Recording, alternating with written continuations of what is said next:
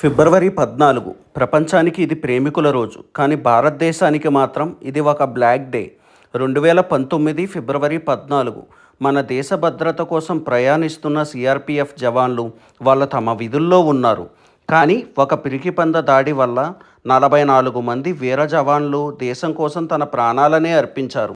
వాళ్ళు మన సైనికులు, మన గర్వం, మన రక్తం. వాళ్ళు ఎవరో కాదు, మనలో ఒకరి తండ్రి, ఒకరి కొడుకు, ఒకరి భర్త. కానీ దేశం ముందు వాళ్ళ ప్రాణాలనే త్యాగం చేశారు.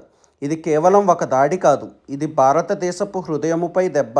కానీ గుర్తుంచుకోండి, భారతదేశం మౌనంగా ఉండదు. మన జవాన్లు పడిపోవచ్చు, కానీ భారతదేశం జెండా ఎప్పటికీ పడదు. మన సైనికులు మరణించవచ్చు, కానీ వారి ధైర్యం ఎప్పటికీ చనిపోదు. మనం ఇంకా సురక్షితంగా ఉన్నామంటే, మన దేశం గర్వంగా నిలబడిందంటే అది వాళ్ళ త్యాగం వల్లే. ఫిబ్రవరి 14 కేవలం ప్రేమికుల రోజు కాదు, ఇది త్యాగానికి గుర్తు, ఇది దేశభక్తికి గుర్తు. దేశం ముందు మనమంతా ఒకటి అని. ఆ 44 మంది వీర జవాన్లకు మన శిరస్సు వంచి నమస్కరిద్దాం. వాళ్ళు మన మధ్య లేరు, కానీ వారి త్యాగం భారతదేశ చరిత్రలో శాశ్వతంగా నిలిచిపోతుంది. భారతదేశం ఇది ఎప్పటికీ మరిచిపోదు. భారతదేశం ఎప్పటికీ క్షమించదు. భారతదేశం ఎవరికీ తలవంచదు. జై హింద్.